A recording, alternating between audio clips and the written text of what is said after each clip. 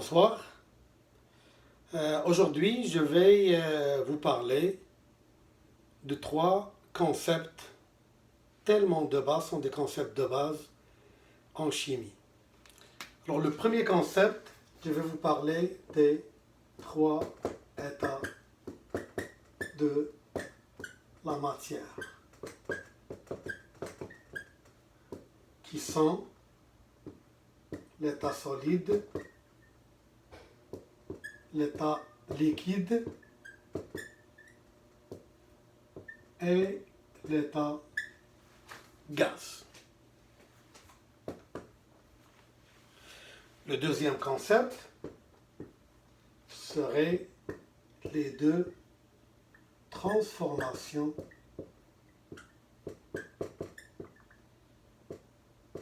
de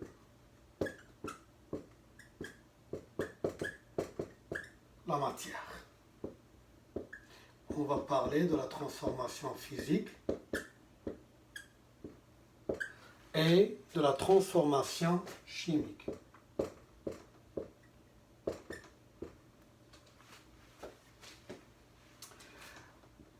Troisième concept, on va parler des différents indices d'une réaction chimique.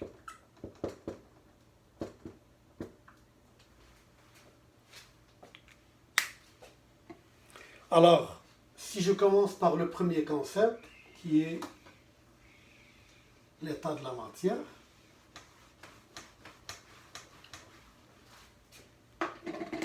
on a dit que la matière se trouve sous forme de trois états. L'état solide, l'état liquide et l'état gazeux, tel que l'eau, une matière qui est très populaire, qu'on connaît très bien.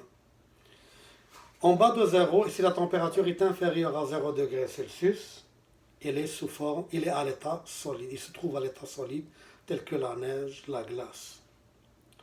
Si la température est entre 0 et 100 degrés, l'eau se trouve sous forme d'état liquide. Si la température dépasse les 100 degrés, l'eau s'évapore et se transforme en état gazeux. Ces trois états, on peut les distinguer on peut les différencier en regardant deux caractéristiques qui sont très importantes. Il y a bien évidemment il y a plusieurs caractéristiques, entre autres, par exemple, la vibration des molécules à l'intérieur de la matière, mais c'est quand même sont des concepts qui sont un peu abstraits, qu'on ne peut pas voir à l'œil nu. Alors nous, on va essayer de parler juste des deux caractéristiques qu'on peut voir et que tout le monde peut voir à l'œil nu. La première caractéristique, c'est la forme. Et la deuxième caractéristique, c'est le volume. Alors si je prends le solide, lui ou ma cuillère, vous avez une cuillère ici. Si je prends le solide, le crayon est un solide. Alors le crayon a une forme bien déterminée. Que je le mets à l'intérieur, la cuillère je l'ai trouvée, que je le mets à l'intérieur de ce contenant, la cuillère aussi est un solide, que je la mets ici, ou je la mets ici, la cuillère va toujours garder la même forme, elle ne va pas changer de forme. Alors on dit que les solides ont une forme qui est déjà définie et invariable. Si je prends le cas du liquide, le liquide dans ce contenant, il a une forme bien déterminée, il prend la forme du contenant. Mais si je mets le même liquide, la même eau, je la mets dans ce verre, alors l'eau va changer de forme et va prendre la forme du contenant dans lequel je l'ai mis. Autrement dit, on dit que le liquide, la forme du liquide, il est indéfini. Donc le liquide a une forme qui est indéfinie. Ben, la même chose pour les gaz. Le gaz, par exemple, dans votre bonbonne que vous utilisez pour le barbecue,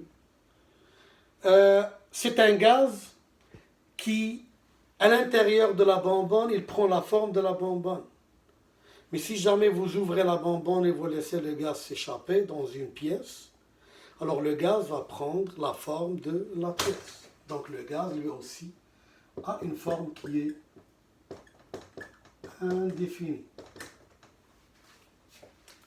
Si maintenant nous parlons du volume, alors ma cuillère, bien évidemment, elle a un volume bien déterminé. Et pour déterminer son volume, pas tout simplement, je vais la mettre à l'intérieur de l'eau et je vais voir la variation du volume du liquide. La différence est égale au volume de la cuillère. Et n'importe où je mets ma cuillère, elle va occuper le même volume. Autrement dit, le volume du solide, lui aussi, est défini. Si je prends le liquide, admettons, je n'ai pas mesuré le volume de ce liquide-là, de l'eau qui est dans ce verre. Admettons, c'est un demi-litre, 500 ml. Si je mets ces 500 ml dans ce contenant, toujours l'eau va avoir le même volume, 500 ml, elle ne va pas changer de volume. Alors le volume de l'eau est un volume qui est défini. Par contre, le gaz, je reprends l'exemple du gaz qui est à l'intérieur de la bonbonne. Si jamais il y a un échappement de gaz dans la bonbonne qui est à la cuisine ou bien à l'extérieur, vous allez sentir, même si vous êtes ici, vous allez sentir l'odeur de ce gaz. Et bien évidemment, c'est l'idée. Pourquoi, si jamais il y a un échappement, on se précipite pour fermer la bonbonne pour qu'il n'y ait pas d'échappement de gaz. Alors, tout simplement, c'est parce que le volume de gaz, lui, est indéfini. Alors, juste en regardant ces deux caractéristiques, on peut distinguer entre l'état solide de la matière, l'état liquide et l'état gazeux.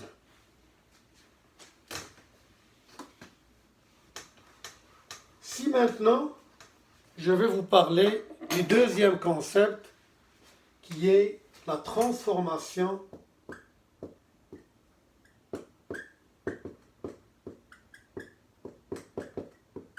les transformations de la matière. Comme j'ai dit au début, on distingue deux grandes catégories de transformations. Il y a la transformation physique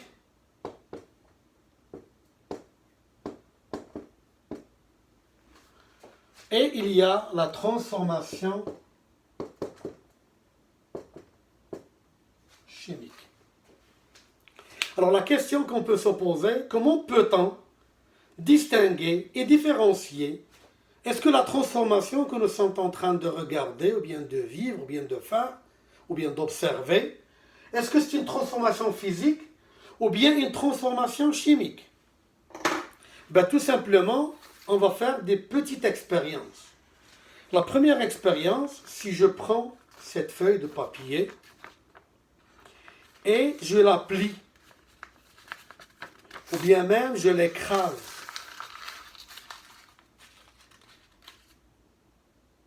Cette transformation est appelée une transformation physique parce que le papier est toujours le papier. La matière ne s'est pas transformée, n'a pas changé de caractéristiques. Et la preuve, c'est que je peux déplier ce papier et je peux exercer une pression sur la feuille de papier. Il va prendre sa forme initiale. Donc cette transformation, on l'appelle une transformation physique. La même chose si je prends une canette en aluminium de Coca-Cola ou de n'importe quelle boisson gazeuse, si je l'écrase, je peux la retourner à son état initial. Le métal de la voiture, en cas d'accident, il se plie, il s'écrase, mais on peut le retourner à l'état initial. Toutes ces transformations sont appelées des transformations physiques parce que tout simplement, ils n'affectent pas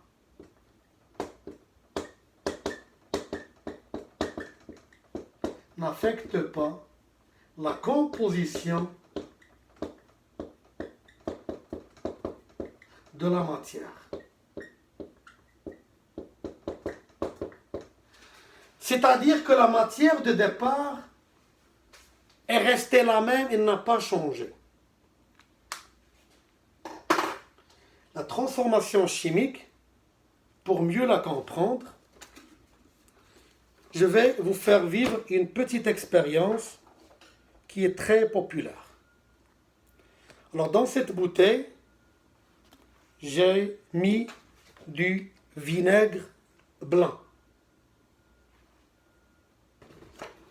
Et dans cette balloune, j'ai mis du bicarbonate de soude.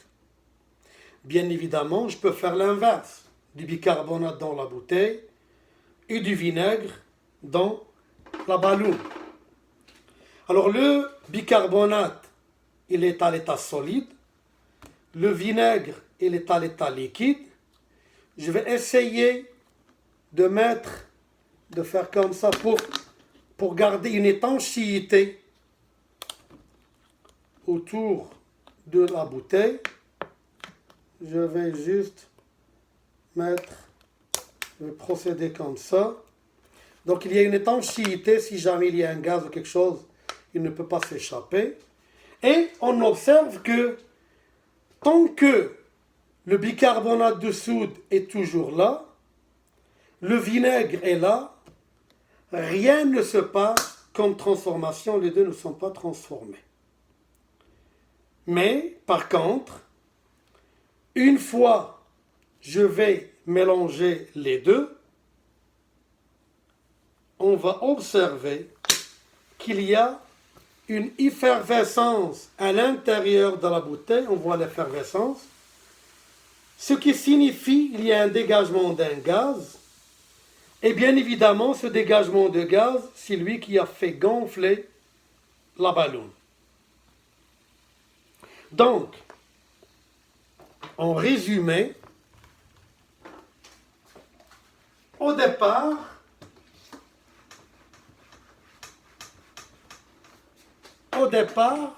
j'avais des éléments qui sont le bicarbonate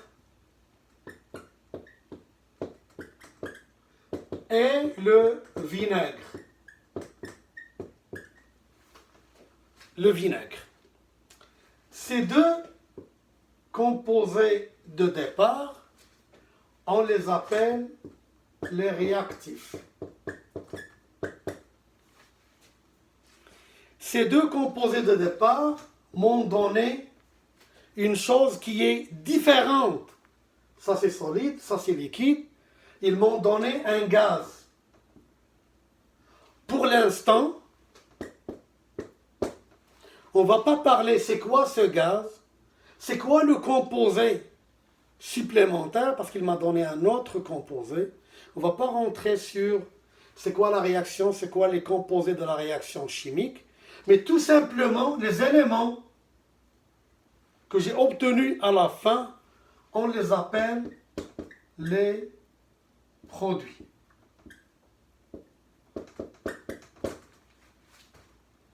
Alors, comme vous l'avez constaté, une transformation chimique,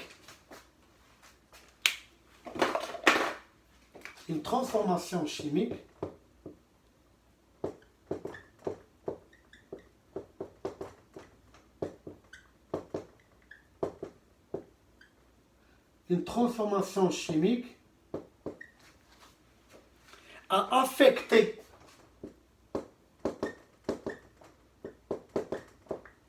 a affecté la composition de la matière.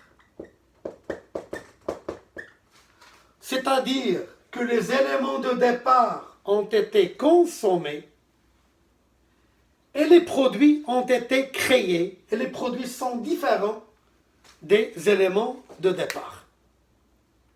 Les réactions chimiques, il y en a en masse. Alors, nous, on les voit, on les observe chaque jour dans notre cuisine. Si tu prends par exemple un morceau de viande que tu fais griller, ben ça c'est une réaction chimique. Tu prépares la nourriture dans ta cuisine, c'est une réaction chimique. Tu fais bouillir des œufs, c'est une réaction chimique. Inspirer, respirer, c'est une réaction chimique. Les arbres, la photosynthèse est une réaction chimique. En passant par exemple, juste quand on parle par exemple de la respiration. Nous, on inspire de l'oxygène,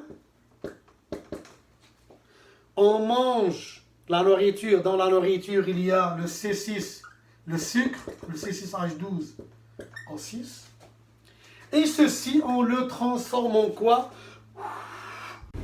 En CO2. Et en eau, quand on expire, on sort du CO2 plus l'humidité. Bien évidemment, on va équilibrer ceci, cette réaction chimique. Ça, c'est juste entre parenthèses. Nous, on va rester vraiment d'une manière très basique. Je vous ai donné juste un petit aperçu sur ce qui va venir dans les prochains cours.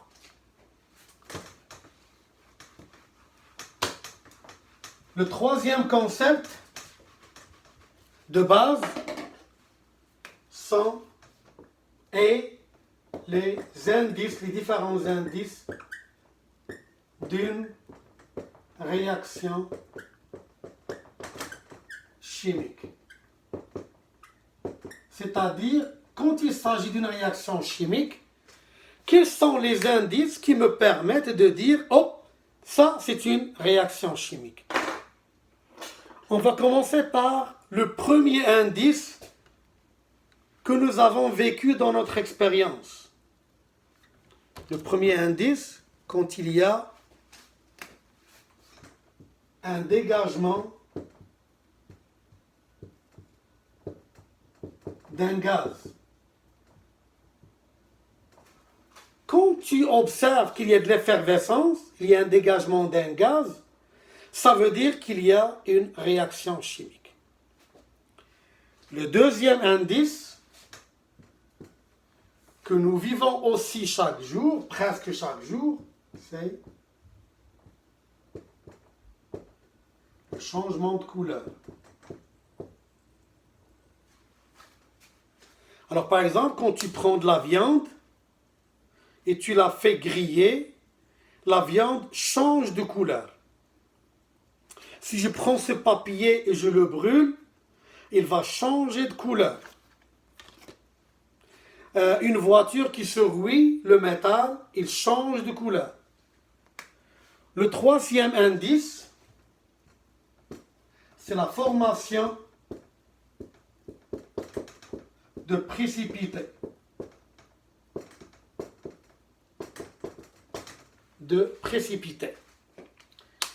Et la formation de précipité, je vais vous donner l'idée d'une expérience que vous pouvez vivre à la maison. Vous allez prendre du lait, par exemple, dans un verre. Vous lui ajoutez un petit peu de vinaigre et vous allez constater que le lait va se coaguler. Il y a un solide qui va se former et qui, par gravité, il va se précipiter vers le fond du verre. Donc, il y a formation d'un précipité. Bien évidemment, il n'est pas c'est pas la seule expérience que vous pouvez faire qui démontre qu'il y a des formations d'un précipité. Moi, c'est une expérience qui est très facile, que tout le monde peut faire à la maison. Le quatrième indice, c'est quand il y a un dégagement ou absorption de la chaleur. Et là, je donne un exemple. Quand vous avez de la fièvre, vous touchez votre front ou bien n'importe quelle partie de votre corps, vous sentez que vous avez très chaud, votre corps est très chaud. Quand vous prenez du Tylenol, par exemple, Tylenol, quand tu l'ingères, il va aller pour réagir, il a besoin de la chaleur. Lui, il absorbe cette chaleur et la température de ton corps baisse. Donc, il y a ici une absorption de la chaleur. Le Tylenol a absorbé la chaleur de votre corps et il a subi une réaction chimique. Quand tu cours, il y a aussi une réaction chimique et ton corps se réchauffe et ton corps devient chaud parce que tu commences à dégager de la chaleur. Le cinquième et dernier indice, quand il y a un dégagement de lumière. Quand il y a un dégagement de lumière, alors qu'une fois il y a certains composés qui réagissent ensemble, ils vont dégager de la lumière. Si tu constates qu'il y a un dégagement de lumière, c'est un indice qu'il y a une réaction chimique. Alors j'espère que le cours d'aujourd'hui a été intéressant pour vous et je vous dis au revoir à un autre cours.